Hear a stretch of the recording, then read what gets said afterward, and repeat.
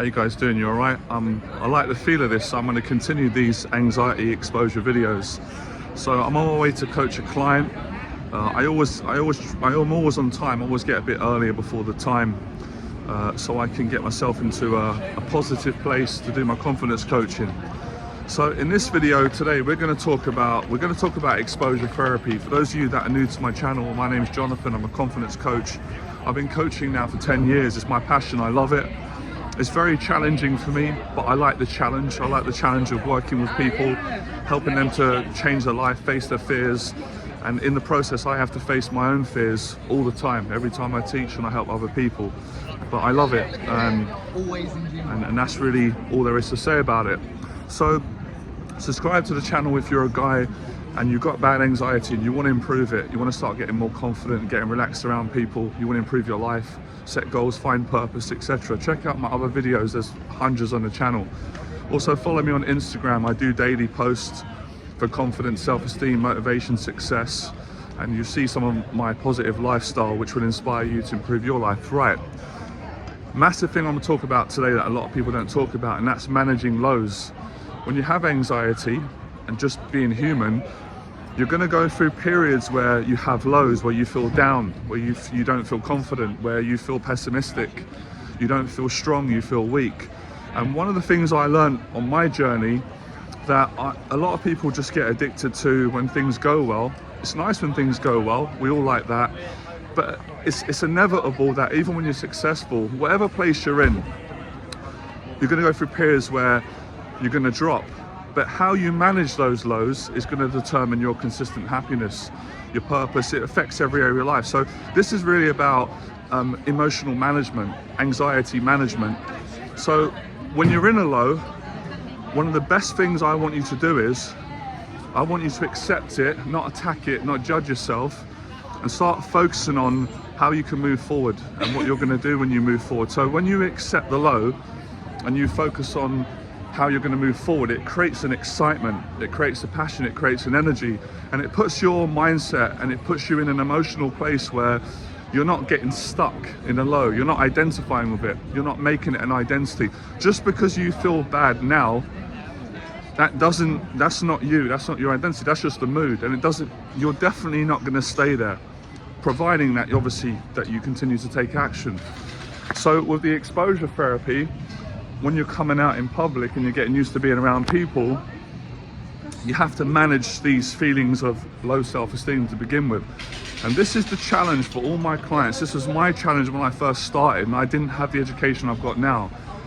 If you can manage the lows and you can push through the resistance, the heaviness of the emotions, the darkness, the despair, the insecurities, you will come out of that and you'll be stronger. You won't be in a low anymore. You'll be on a high, or even better, you'll be balanced in the middle. And I'm starting to realize, as I'm getting more life experience, for us guys and people in general, it's a generalization, probably being in the middle is a lot healthier, because obviously for every low you get is going to be followed by, for every high you get will be followed by a low, and for every massive low, depending on if you take action, you will go back up again. But the more you work on yourself, the more grounded you get, more mature, more experienced, the better you get at managing anxiety, the more you're going to be in the middle. And the middle is where you're more balanced, and it's probably a better place to be in the long run. But of course the highs are nice. So it's practice, and I've made you aware today of how to manage the lows and a sort of mindset and, you know, reinterpreting, because most people don't manage lows well. Let me give you an example. So let's say someone's going for a job and they put a CV out, or they go for an interview and they don't get the job.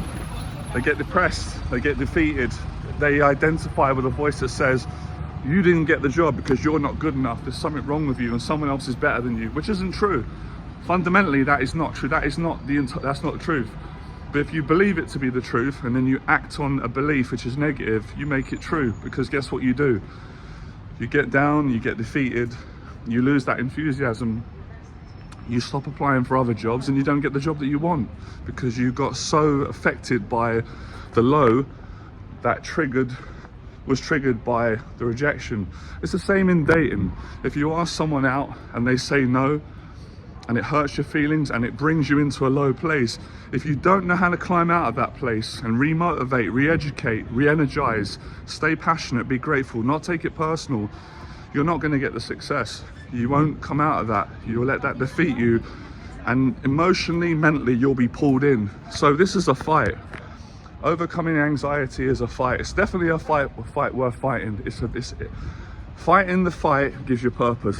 Giving up on the fight gives you a lack of purpose, a lack of meaning. Therefore, you're going to suffer at the consequence of not getting anything out of it. So exposure therapy is about good suffering. Anxiety management, controlling the lows, managing the highs, being balanced, is all about living smartly, happily, fearlessly. So that's it today. That's the lesson today. It's about, because if you don't have this foundation in place, and I teach my clients this, you're going to sabotage your whole life when it goes well, or you're never going to be able to get outside of a low because you don't know how to climb out. All right, I'm going to end with a cheesy saying because I love Batman and I'm from the 80s, so I've got a serious side. I'm a little bit cheesy. Why do we fall in life? Why do we fall into the lows?